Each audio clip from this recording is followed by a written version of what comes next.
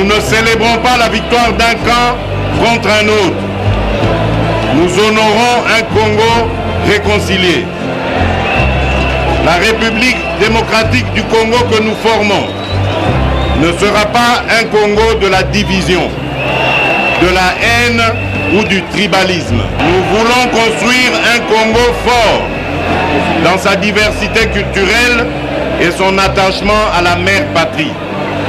Un Congo tourné vers son développement, dans la paix et la sécurité. Un Congo pour tous, dans lequel chacun mérite sa place.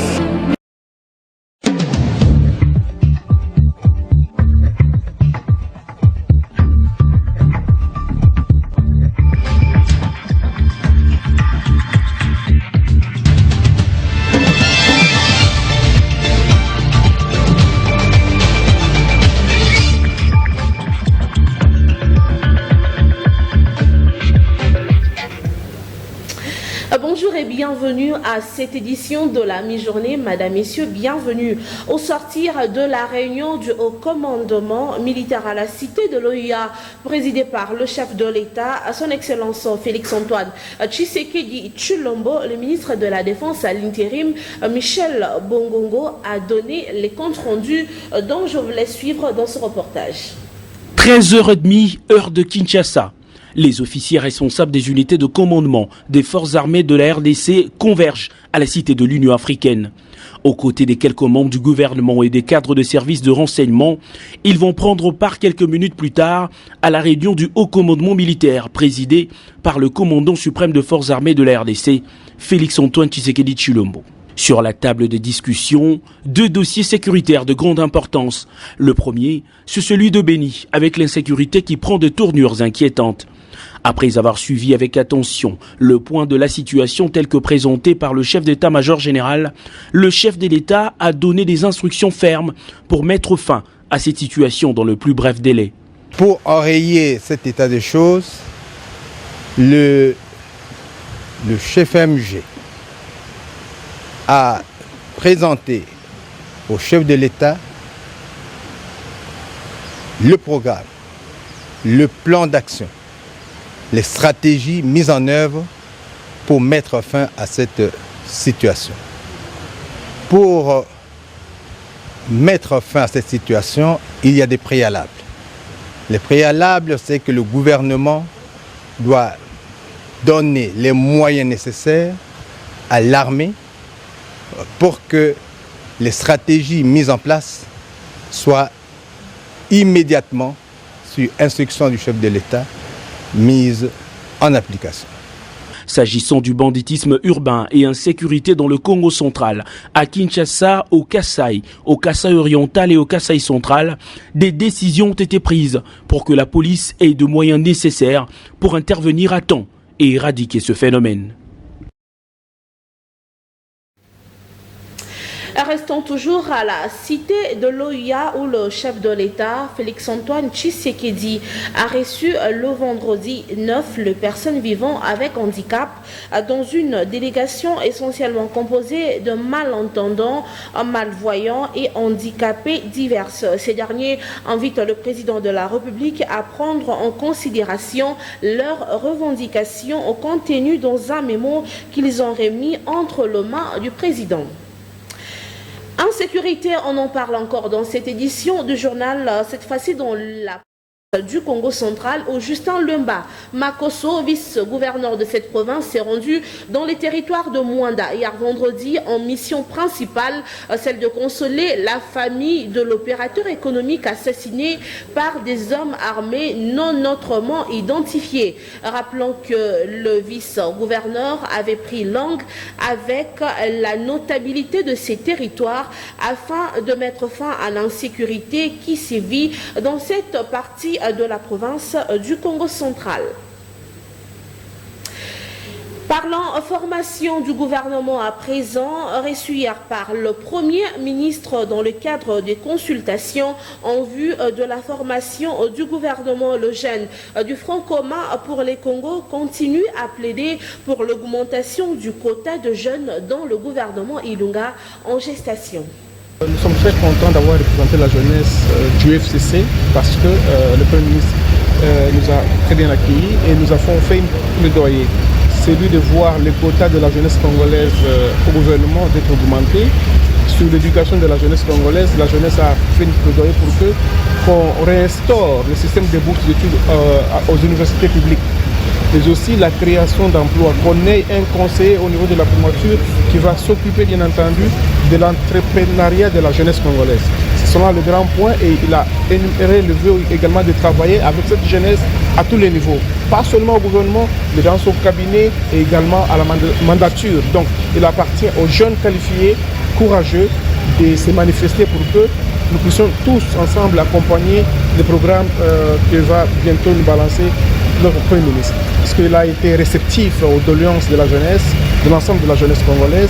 Mais pour le compte du FCC, toute la jeunesse se réjouit aujourd'hui d'avoir mené une lutte qui aujourd'hui va aboutir à l'embauchement de beaucoup de jeunes qui sont aujourd'hui qualifiés pour la pérennisation de la chose publique. La marche de l'AFDCA prévue ce samedi en vue de réclamer leur quota dans le gouvernement Ilunga en gestation n'a pas eu lieu à Kinshasa parce qu'elle a été interdite par les autorités de tutelle. Entre-temps, les femmes du regroupement politique AFDC et alliés ont déposé hier vendredi un mémo au cabinet du chef de l'État et celui du Premier ministre Sylvestre Ilunkamba. Dans ces mémos, elles demandent au chef de l'État de barrer la route à toute personne qui veut s'accaparer de leur quota dans le gouvernement Ilunga. Suivez.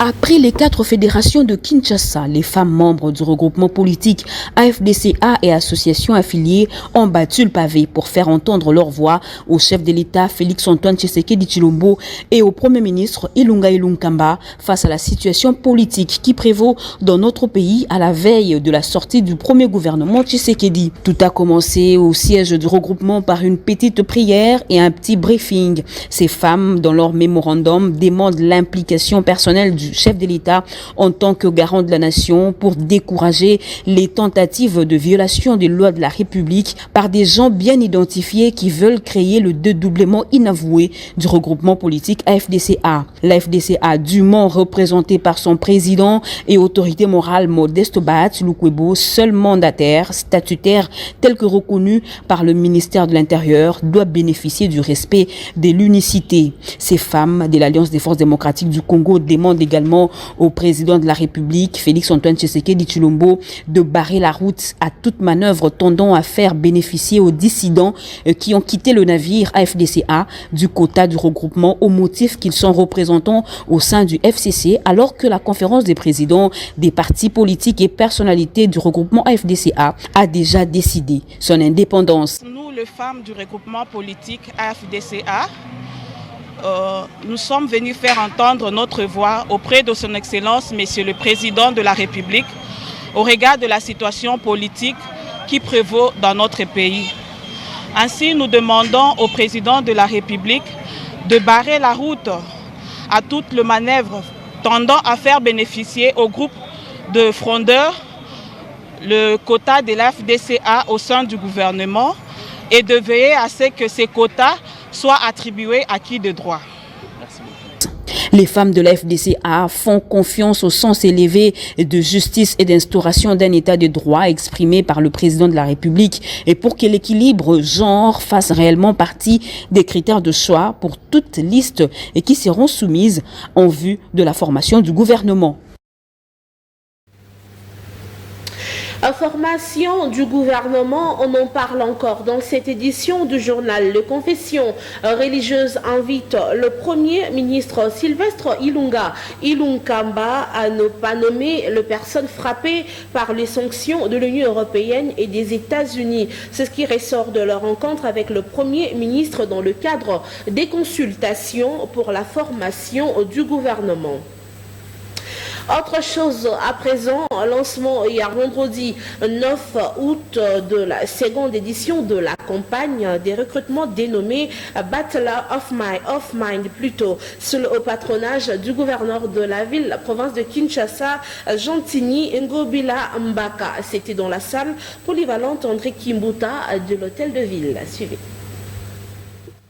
C'était au cours d'une matinée de réflexion autour de l'emploi de jeunes organisée par la société BAT sous le patronage du gouverneur de la ville de Kinshasa, Jean-Tini Ngobila, que la seconde édition de la campagne des recrutements dénommée Battle of Mind a été lancée. La première intervention est celle de Jean-Camille Moussengo, détenteur d'une licence en finance et d'un diplôme d'agrégation de l'enseignement supérieur de l'Université catholique du Congo. Il est le fondateur du club CEDES qu'il préside depuis 2016. Après avoir circonscrit le contexte général de l'emploi en RDC et particulièrement en ce qui concerne la jeunesse, notamment l'inadéquation entre la théorie apprise à l'université et le monde du travail, il a donné l'ABC de la recherche de l'emploi en mettant en exergue les bonnes choses à savoir ainsi que les erreurs à éviter. La responsabilité de jeunes dans la recherche de l'emploi, tel est le thème développé par l'honorable Patrick Mouyaya. Il a révélé que pour sa part, le jeune devrait en principe se préoccuper de créer les emplois que d'en chercher. Partant de son propre parcours, il a donné des conseils pratiques et sages à l'auditoire composé en grande partie de jeunes justement intéressés par la seconde édition de la campagne des recrutements Battle of Mind. Un concours reste le socle de la question cruciale de l'emploi. Le courage et la détermination sont pour lui les armes apportées pour atteindre ses objectifs. À cela, il faut ajouter la flexibilité et l'essence de l'adaptation pour oser de fois prendre une autre orientation de carrière. Il a terminé par louer l'initiative en encourageant le numéro 1 de la ville à soutenir ce genre d'activité. La présence du gouverneur, à en croire l'honorable Patrick Mouyaya, démontre à suffisance son intérêt pour la jeunesse qui s'avère être l'avenir de cette ville, pourquoi pas de cette nation. Il n'y a jamais eu de prime de 15 000 $ à l'Assemblée provinciale de Kinshasa, 8 000 $. Il n'y a aucun problème entre élus de Kinshasa et les bureaux.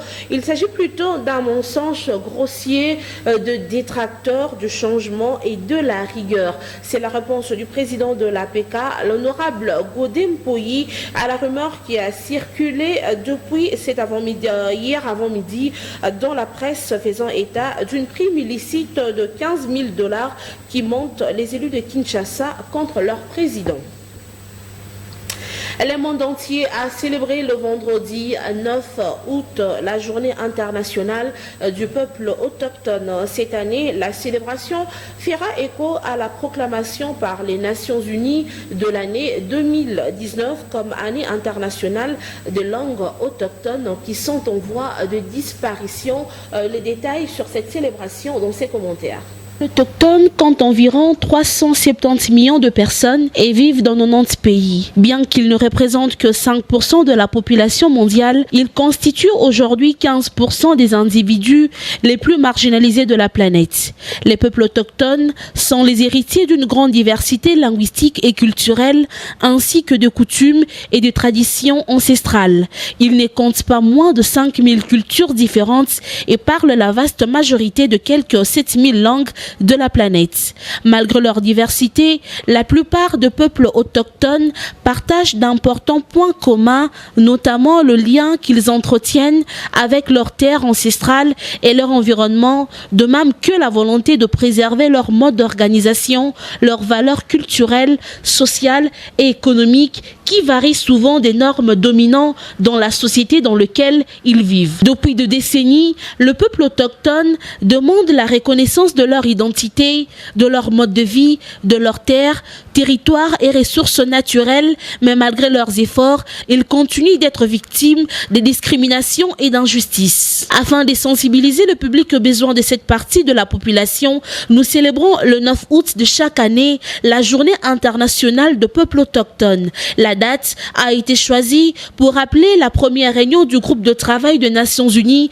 sur les populations autochtones tenue à Genève en 1982. Cette année, la célébration de la journée fera écho à la proclamation par les Nations Unies de l'année 2019 comme année internationale de langues autochtones. La grande majorité de langues susceptibles de disparaître bientôt sont en effet parlées par le peuple autochtone.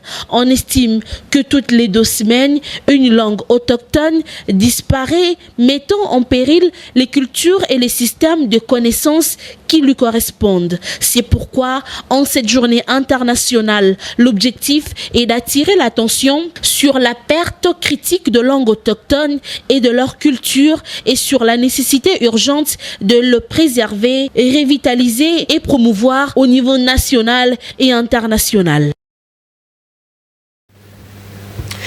Dans le cadre de la célébration de la Journée internationale de peuples autochtones, le Pygmée du Nord Kivu, à travers cette fête, réclame leur participation au gouvernement provincial. La configuration à travers le parti politique seul ne suffit pas. Il faut qu'il y ait harmonie entre différentes couches socioculturelles, ethniques de la province du Nord Kivu.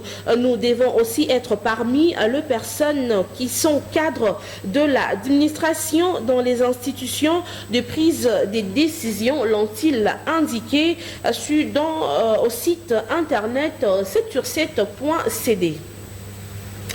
Parlons sport à présent, vous le savez si bien, c'est depuis le mercredi dernier que Florent Ibenge n'est plus sélectionneur de la RDC. La fédération n'a pas attendu longtemps pour lui trouver un successeur. Il s'agit là de Christian Ntiengi Biembe, c'est lui le nouveau patron du staff technique de Léopard. Il assume l'intérim pendant 6 mois. C'est qui Christian Ntiengi, son portrait avec Joël Diawa. Directeur technique de la Fédération congolaise de football et sélectionneur de la RDC de moins de 23 ans jusqu'avant sa nomination, Christian Ntiengi Biembe CCCCO est diplômé des licences UEFA Pro. C'est le bâtiment de l'Union belge de football, c'est l'école des entraîneurs, là où je suis mes cours. Ici, tu vois, RCS, c'est pas ton année? Si, c'est celle-ci. Il a fréquenté les équipes d'âge de la République démocratique du Congo depuis bien longtemps. C'est depuis 2011 qu'il s'occupe de la sélection congolaise de moins de 23 ans. Ça fait des années que je suis scotché au U23. J'ai peut-être eu un petit break à un moment donné, en 2003. Mais je suis scotché à ce groupe que parfois on m'identifie. Avec ce groupe, on me dit tiens, c'est l'entraîneur des U23. Même quand parfois je ne suis pas en activité. Encadrer la jeunesse pour qu'un jour, dans quelques années, nous puissions avoir une équipe honorable qui puisse représenter la RDC un jour. Pour moi, l'équipe du Congo, c'est celle-là. C'est les 17, c'est les 20 et c'est les 23 réunis qui vont donner fruit et qui vont proposer à l'équipe A une ossature. Alors que Florent Ibenge était appelé par ses obligations en club, Christian Ntiengi Biembe a dirigé 2 matchs amicaux de la République démocratique du Congo senior en octobre 2015, avec à la clé 2 victoires, 2-0 contre le Nigeria et 2-1 contre le Gabon. Le nouveau sélectionneur de la RDC a également fait un bref passage dans l'AS Vita Club en 2006.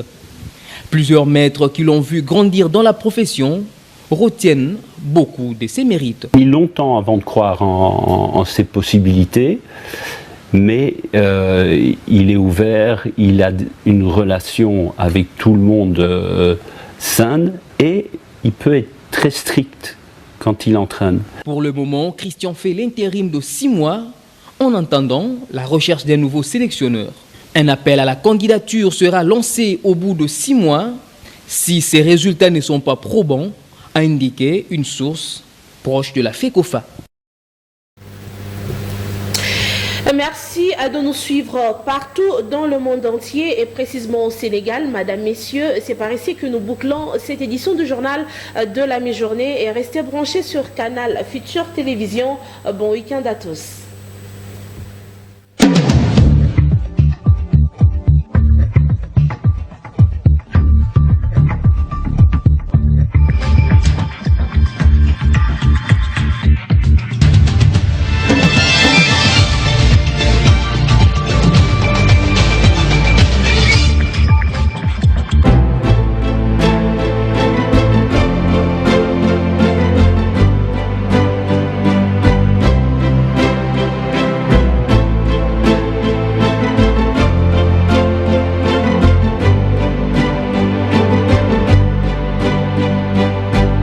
Nous ne célébrons pas la victoire d'un camp contre un autre. Nous honorons un Congo réconcilié. La République démocratique du Congo que nous formons ne sera pas un Congo de la division, de la haine ou du tribalisme. Nous voulons construire un Congo fort dans sa diversité culturelle et son attachement à la mère patrie. Un Congo tourné vers son développement, dans la paix et la sécurité. Un Congo pour tous, dans lequel chacun mérite sa place.